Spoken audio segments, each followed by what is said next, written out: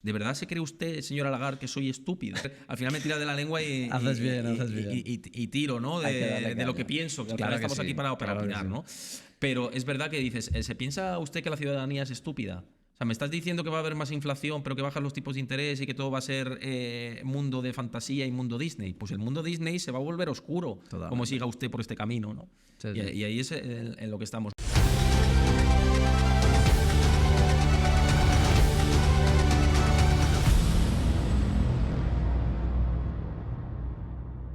Vamos, si quieres, a un bloque un poco más económico. Luego volveremos también Sí. con tema más tuyo personal, de campañas, de relación con marcas incluso. Pero me gustaría ir a un bloque un poco más económico de actualidad, ¿no? Ya que te dedicas en gran parte a eso, a la actualidad de mercados, pues toquemos también esto. Se han anunciado y se han aplicado la primera bajada de tipos, ¿no? Al 3,75, ¿no? Hemos por fin bajado el umbral del 4, que se venía anunciando desde hacía tiempo por parte del Banco Central Europeo. ¿Qué opinas de esta medida? O sea, ¿crees realmente que esto es un cambio de tendencia y ya realmente vamos a bajar tipos, no hasta cotas anteriores probablemente, pero sí, digamos, a unos niveles más bajos? ¿O crees que simplemente es, casi te diría, una acción de marketing por parte del BCE de decir, oye, prometimos la bajada de tipos, o intentemos que esto no se nos vaya con temas recesión y con las consecuencias de la subida de tipos? Y por lo tanto esto es posible o bien que se mantenga a este nivel o bien que vuelva a subir. ¿Cómo lo ves? A ver cómo te respondo intentando ser lo más políticamente correcto. Puedes ser lo políticamente Sí. correcto que quieras, ¿eh? No, sí, pues como estamos para abrirnos, sobre la base actual me parece un maquillaje absoluto. Totalmente. La baja de tipos de interés. Sobre la base actual me parece que es un disparate, no tiene ningún sentido, más que...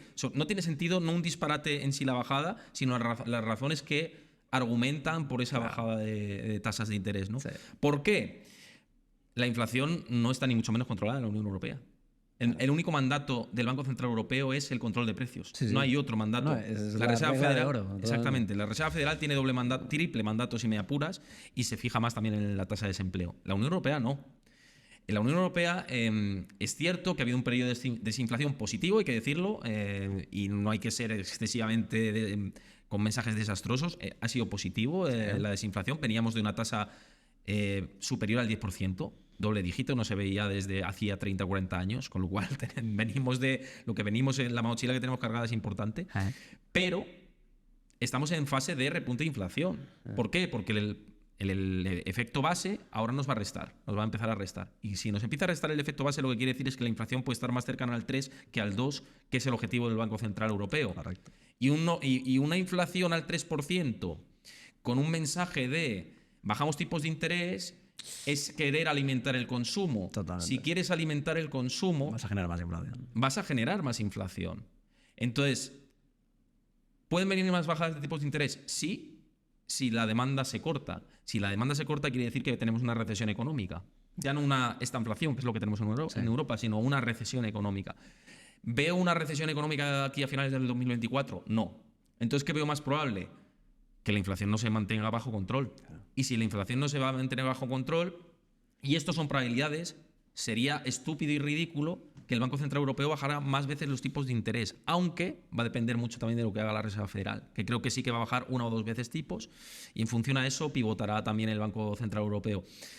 Hay otro factor muy importante con el tema de lo de la Reserva Federal que te estoy diciendo y que no se está comentando mucho, y es el efecto divisa. Claro, si la Reserva Federal no bajara tipos y el Banco Central Europeo baja 3 veces, que es lo que es ahora mismo el mercado, que es una locura, tú importas inflación. ¿Por qué? Porque todo se compra en dólares. Los barriles de petróleo se compran en dólares. El gas natural licuado que compras en Estados Unidos lo compras en dólares. Las materias primas se compran en dólares. Tú tienes euros. Si se devalúa tu euro porque estás bajando los tipos de interés, tienes un problema de que los precios te vuelvan otra vez a subir. Y ya sabemos que empieza por la energía y acaba trasladándose a bienes y servicios, que es la inflación dura que estamos teniendo ahora. Entonces, lo veo difícil. ¿Crees que por eso la responsabilidad, por así decirlo, sí, pero entiéndeme la pregunta de una forma más amplia, ¿Crees que la responsabilidad realmente es del Banco Central Europeo en el caso de Europa o de la FED en el caso de Estados Unidos que no se consiga acabar de llegar al objetivo de inflación? ¿O hay también una parte muy importante de responsabilidad de los estados que están instrumentalizando políticas fiscales expansivas? Muy importante, claro. Esto es como si un padre y una madre se tienen que poner de acuerdo por educar a su hijo. Claro. Si un padre te dice no te subas a la mesa y tu madre te dice súbete a la mesa, pues al final el niño está perdido, ¿no? No sabe qué hacer. Pues es lo que está pasando ahora con la política monetaria. Tienes a la Reserva Federal quitando agua del barco y a Janet Yellen, responsable del Tesoro de Estados Unidos, metiendo agua en el barco. Recordemos que el déficit fiscal de Estados Unidos es superior al 7%. Esto es un despropósito. Es el mayor déficit fiscal en tiempo de paz. Estos déficits fiscales por encima del 7% solo los hemos tenido en la Primera Guerra Mundial, en la Segunda Guerra Mundial y en el COVID. Periodos muy excepcionales. Pero ya hemos pasado el COVID. No estamos en guerras mundiales, de momento, por suerte. Y tenemos un déficit disparado. Claro, vienen elecciones en Estados Unidos. Claro. Ahí está el problema. Europa, fíjate que lo está haciendo mejor por parte de la restricción de cómo está drenando la masa monetaria. Está reduciendo muy bien el balance el Banco Central Europeo. Ahora la Fed ha dicho voy a reducir a 25.000 millones el balance, ¿no? Veníamos de un QT muy superior y esto también es un mensaje al mercado de vamos a aliviarnos. Claro, vamos a aliviarnos, es gasto, es tirar y es tener una inflación que cuesta mucho bajar del 3%. Sí. Entonces, respondiéndote, sí, efectivamente, es como un padre y una madre que no se ponen de acuerdo y que tu hijo pues te va a salir descarriado. Sí, tiene toda la pinta, ¿eh? Y ahí dónde está el punto. O sea, ¿tú crees que podría llegar a un escenario en el que el Banco Central Europeo se conformara con una inflación del 3%? ¿O crees que es de manera sostenida, me refiero? Creo que lo harán. Sí. Creo que lo harán, pero creo que será una tomadura de pelo, por otro lado. Pero ¿sabes por qué? Porque ellos han argumentado constantemente una y otra vez, los bancos centrales, que el objetivo era el 2%, siempre. No, pero no vamos a cambiar el objetivo. El otro día en la reunión del Banco Central Europeo, en la última que tuvimos en el mes de junio, Christine Lagarde lo que decía era nuestro objetivo es el 2% de inflación, bajamos los tipos de interés, pero además cambiamos las perspectivas de inflación y subimos nuestras expectativas de inflación. Y dices, ¿qué sentido tiene esto? O sea, ¿de verdad se cree usted, señora Lagarde, que soy estúpido? Fíjate que no quería ser... Al final me tira de la lengua y tiro, ¿no? De lo que pienso, que al final estamos aquí para opinar, ¿no? Pero es verdad que dices, ¿se piensa usted que la ciudadanía es estúpida?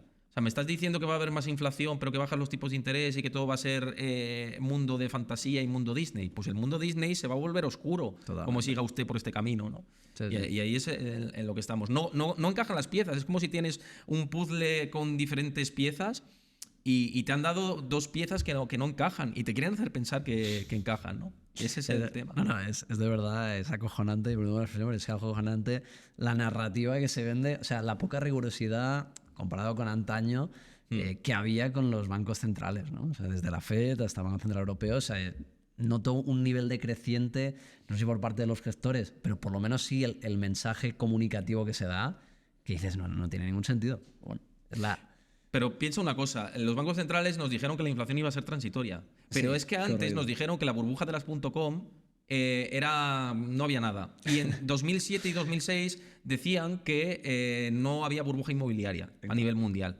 Entonces, tienen un descrédito a sus espaldas en la mochila. ¿Por qué tengo yo que fiarme de los bancos centrales y de sus mensajes? Si siempre ocurre lo contrario de lo que dicen. Totalmente. Ahora tenemos unos bancos centrales sacando pecho palomo, tanto Jerome Powell como Christine Lagarde, diciendo hemos evitado la recesión económica.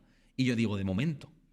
Hemos evitado la recesión económica de momento. Es cierto, se ha evitado. Es cierto que en 2022 y 2023 los indicadores adelantados... Los leading indicators preveían una recesión económica. Pero también a qué coste, ¿no? ¿Por qué me refiero? Exactamente, porque si lo has hecho a costa de endeudarte masivamente, claro, lo que estás es alimentando un monstruo que te va a explotar a posteriori de una manera mucho más grave. Total. Yo decía, tiene que venir una recesión cíclica en 2022 o 2023. De hecho, en 2023 los leading indicators que estás diciendo ahora apuntaban a recesión entre abril y agosto. No pasó, pero no pasó por la emisión masiva de deuda en las dos regiones principalmente, sí, sobre todo en Estados Unidos, porque en Europa sí que estamos estancados. Pero lo que has hecho es evitar un problema de corto plazo que podía ser más o menos digerible, si iba a aumentar el desempleo, si iba a haber cierto dolor, pero es que el dolor que puede venir a posteriori por parchear la economía puede ser mucho más severo. Sí, sí. Puede ser una crisis bastante fuerte. ¿Y por qué queremos evitar una crisis suave a costa de unas elecciones o de que en el corto plazo la gente no se te eche encima? Claro. Si en realidad son ciclos, hubiera sido sano. Cuando hay gente que me dice que no, es que cenizo eres, que agorero. No, yo lo que soy es realista. Sí, sí. Es decir, yo lo que soy es, prefiero una crisis suave en 2023 a un desastre en 2025, 2026 o hasta que lo quieran alargar. Cuanto más lo alarguen, peor va a ser. Sí, sí. Totalmente, pero bueno, o sea, yo creo que el problema es al final lo de siempre, ¿no? Que se toman decisiones políticas en ámbitos económicos. Es decir, el motivo por el que se hace no es porque esa gente del Banco Central Europeo sean muy incultos. Quiero pensar yo, vamos, entiendo que no. Tienen un conocimiento y unos asesores detrás suficientemente capaces. Se hace por un interés electoral. En Hay un este interés caso, político, claramente. que no permite. ¿Tú has tomar votado a decisiones. Christine Lagarde? No, Yo tampoco. nadie. Entonces, claro, sí, se supone que son independientes, pero ni tú ni yo las hemos votado, Sí. ni a Jerome Powell. Sí. Es que, para empezar, Christine Lagarde no son ni economista, ni Jerome Powell. Que Jerome Powell, bueno, me merece más respetos que Christine Lagarde, pero Christine Lagarde no tiene formación de ningún tipo y además que a nivel comunicativo deja mucho que desear en muchas cosas. Muchísimo, muchísimo. Y yendo a la economía doméstica, aquí España, ¿cómo ves la actualidad española? Obviamente muy ligada a la europea, pero ¿cómo la ves concretamente la española? Pues fíjate, igual hay gente que también se me echa encima con esto de forma negativa, porque parece que en el mundo liberal o en el mundo de los mercados y la economía hay que decir que la economía española es un desastre y la realidad es que España está en otro momento del ciclo. Puramente si nos fijamos estrictamente en valores técnicos, España está creciendo más que la media europea. No estoy copiando el discurso institucional porque no lo compro, ¿no? Pero sí que estrictamente en términos técnicos España está en otro momento del ciclo. Lo pasó mucho peor en el COVID. Sí. Se hicieron las cosas mucho peor. También se dijo y dijeron, qué desastre y qué gestión más horrorosa, ¿no? Pero ahora España está en otro momento del ciclo. Está tirando mucho el sector servicios. España es una economía muy vinculada al sector servicios. Totalmente. Este año la campaña turística va a ser absolutamente espectacular seguramente, con lo cual España va a mantener ese impulso. Ahora bien, que esto no se me entienda como, madre mía, qué bien lo está haciendo el gobierno de turno, es que me da igual los gobiernos. Y además, como últimamente no acudo a las urnas, pues puedo permitirme el lujo de atacar a quien me dé la gana, ¿no? Lo que quiero decir es que sí, que estamos en un momento presente positivo, pero el problema es que estamos aumentando mucho el gasto público, que nos estamos endeudando cada vez a unos múltiplos mayores y esto es hipotecar una vez más el presente, ¿no? Y no el presente, sino hipotecar el futuro. Y esto es muy peligroso de cara a la próxima recesión que tendremos. Seguramente España lo pase mucho peor que el resto de la media europea en la próxima recesión. ¿Por qué? Porque hemos agrandado el volumen del Estado, hemos agrandado los gastos, tenemos un problema con las pensiones muy fuerte y muy grande. Y esto va a estallar en algún momento. Entonces, ahora, si me preguntas, ¿foto de ahora de la economía? Muy buena. A nivel corto plazo, crecimiento, etcétera, comparativamente con la Unión Europea. Sí. ¿Expectativas a futuro? Un desastre. Estoy totalmente de acuerdo. Sí es verdad que hay bastantes matices en el punto actual, que eso ya depende mucho de cada persona, pero por ejemplo una crítica muy habitual en el momento actual es, bueno, sí, se está creciendo, pero también el por qué se está creciendo. Como tú apuntas, el tema de servicios es clave, sobre todo el repunte post-COVID del turismo, ¿no?, que ha habido, y seguramente una buena gestión en ese ámbito, también hay que decirlo. También viene muy influenciado, incluso un propio informe del propio gobierno, ¿no?, apuntaba lo que han supuesto las ayudas provenientes de la Unión Europea, ¿no? La liquidez que se ha inyectado, por así decirlo, externamente, que eso ya no es mérito del propio país o de la propia gestión, sino pues puramente una liquidez que te ha entrado por formar parte de la Unión Europea y ser un país, teóricamente, pues que está en una situación económica más compleja que los países del norte que no reciben o sea, que son, digamos, donantes, pero no perceptores, ¿no? Eso también es otra gran explicación. Entonces, claro, ahí hay debate abierto. Pero estoy de acuerdo contigo. Si miramos la foto, rigurosamente... No, por eso digo que hay muchos matices y que si miras a largo plazo a mí me parece que es preocupante, es verdad, pero que a corto plazo, si miramos los datos, claro, hay muchos otros países que también son dependientes de financiación europea, etcétera, y están creciendo peor y que también se están endeudando, etcétera. Entonces... En esa foto comparativa del corto plazo, España sale ganando, pero claro, sale ganando a costa de que está construyendo un futuro cada vez más cuestionable, ¿no?, y más dudoso. Sí, definitivamente. Por lo menos a nivel de sostenibilidad económica, complejo. Sí, por eso digo, cuidado, lo que voy a decir es impopular porque no me entendéis mal con los datos de ahora, pero la construcción a futuro, que a mí me preocupa también por mí, por el futuro de mis hijos, ¿no? Claro. Pues evidentemente eso no me gusta. Absolutamente. Y quitando un poco el scope, digamos, de España, yendo ya a la parte más mundial, ¿no? Aquí, bueno, seguro que me consta, de hecho, porque lo he visto en varias entrevistas tuyas, que has leído a Ray Dalio. Ray Dalio habla de un cambio de orden, ¿no? De hegemonía mundial. Está claro que en los últimos 100 años ha sido Estados Unidos el país hegemón. Y él apunta pues, a que China probablemente tome ese relevo de hegemonía mundial. Desde tu opinión, ¿tú lo ves también como Ray Dalio? O sea, ¿crees que acierta en su análisis? ¿Crees que no o que por lo menos es muy pronto para hablar de ese cambio de orden? Creo que es posible, pero no creo que sea 100% asegurable esto. ¿Por qué? Porque China es cierto que está creciendo, que está haciendo la guerra silenciosa y que los últimos movimientos de China son realmente llamativos. Está comprando oro a saco. Por ejemplo, en las últimas compras del Banco Central suizo no hay precedentes históricos. Tiene los stocks de cobre a máximos históricos. Está invirtiendo en tierras raras, o tiene muchas tierras raras, bueno, eso ya lo sabemos. Tiene aluminio, platino, tiene todas las materias primas y está haciendo acopio de materias primas. Claro, está haciendo una estrategia de desgaste para lo que está por venir, ¿no? China, el problema que tiene es su modelo interno y su fortaleza, su debilidad también, ¿no? Es un sistema pseudo comunista capitalista, para lo que quieres se abre el capital y para lo que no, control estatal absolutamente. Sí. Y esto es su fortaleza para ellos tener el control, pero su propia fortaleza, su riesgo, porque tiene más de 1.000 millones de habitantes, cada vez hay más clases medias en China, cada vez esas clases medias están más informadas, aunque ellos no quieran, pero lo están, y pueden tener al enemigo en casa. Sí, sí. China puede tener al enemigo en casa. Hay gente que se echa encima cuando hablas de China porque o estás con Estados Unidos o con China, ¿no? Y no, son las realidades, ¿no? Entonces, claro, China ha alimentado la burbuja inmobiliaria más grande de la historia junto con la subprime de Estados Unidos, se les ha echado encima, tienen una tasa de paro juvenil realmente tremendísima y tiene otros países emergentes de la zona creciendo mucho, como es el caso de India, por ejemplo. Entonces, ¿va a ser dominadora China de Estados Unidos? Va a depender de Estados Unidos más que de China, fíjate. Ah, mira. Porque Estados Unidos es potencia militar, Sí. es potencia cultural y es potencia económica a día de hoy. Para ser dominador absoluto tienes que dominar las tres.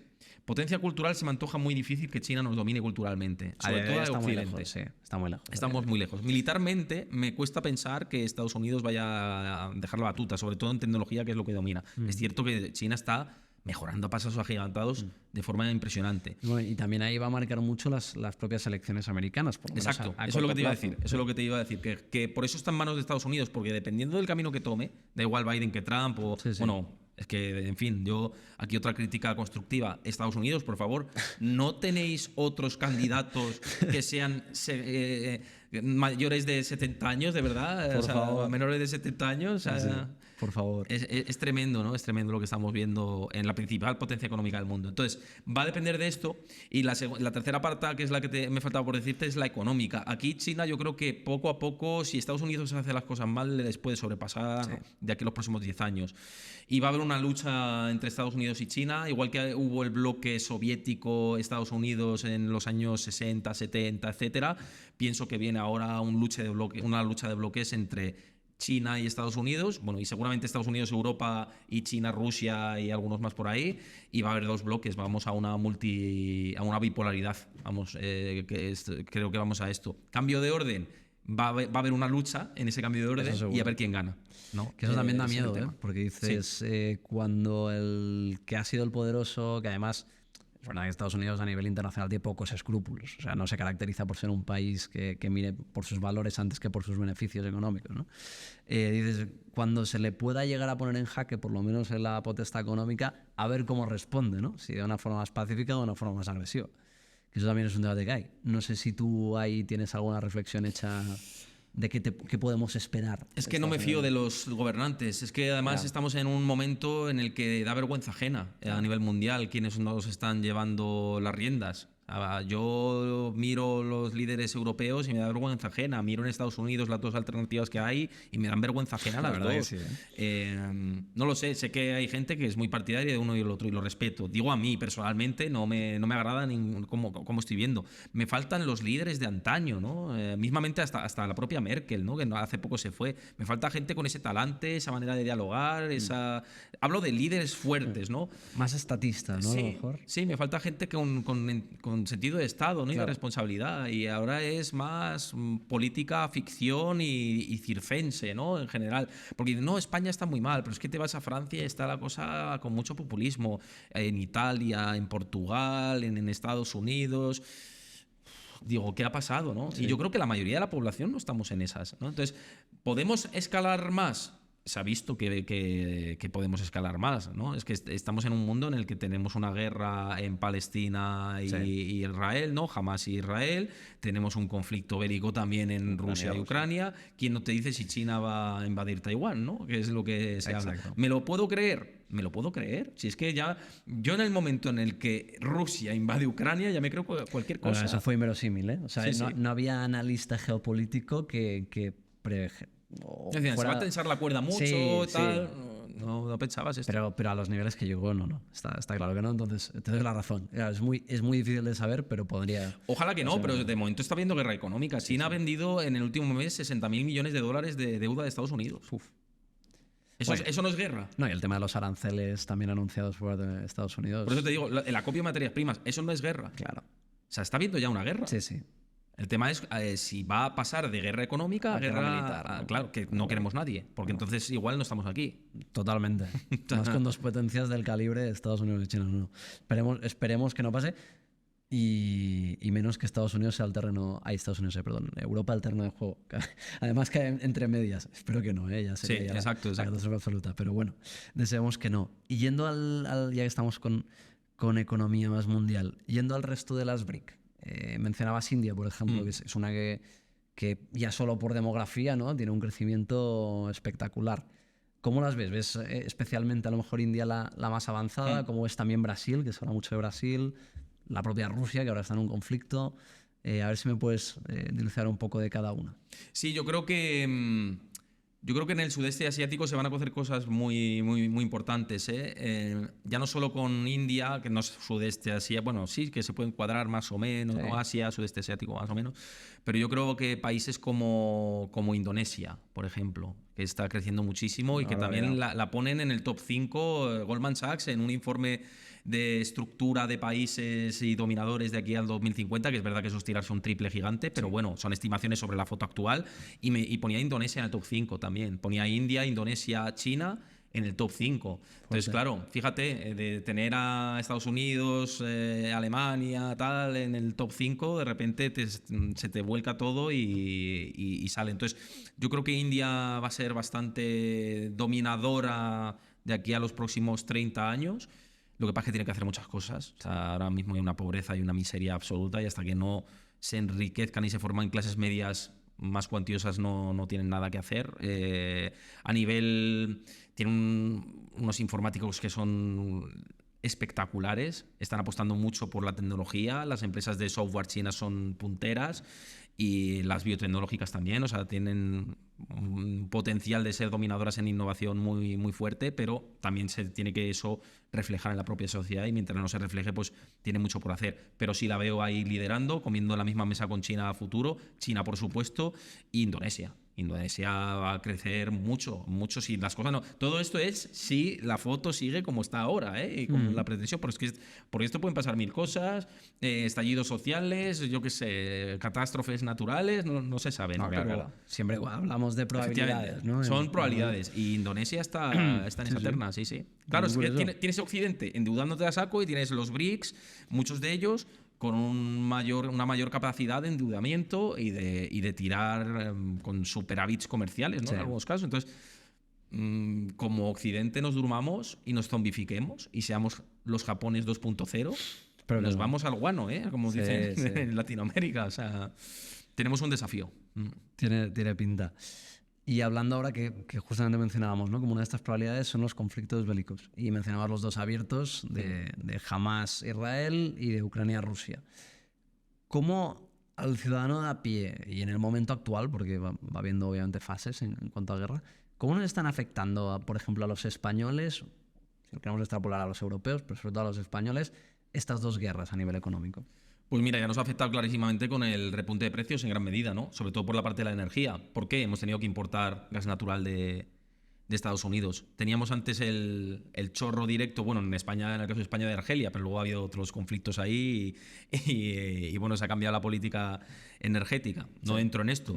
Pero, por ejemplo, con Alemania sí que pasó, hablando de una Unión Europea, Sí. que han tenido que optar por otras vías de generar energía. En parte también porque su política doméstica ha sido un craso error, ¿no? De cierre de nucleares, etcétera, de manera muy precipitada. Han querido hacer una transición energética muy acelerada cuando quizá no se podía. No estoy diciendo que esté en contra, ¿no?, de ir a energías más sostenibles, pero tiene que haber un plan ordenado para hacer esto. Y sobre todo que el ciudadano no lo pague, ¿no?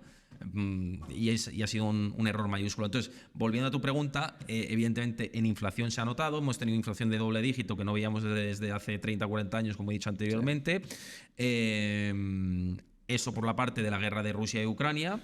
La inflación, que es un fenómeno monetario, se ha incrementado o se ha puesto un palo en la rueda con estos conflictos bélicos. Por ejemplo, materias primas, ¿no? Ucrania era uno de los grandes de cereales, ¿no?, a nivel europeo. Pues hay un conflicto ahí, ya tienes el precio de la alimentación subiéndote porque es un elemento, una commodity básica para la alimentación. Entonces, ahí lo hemos visto claramente. Tema de Hamas y Palestina, Hamas, Palestina, Israel.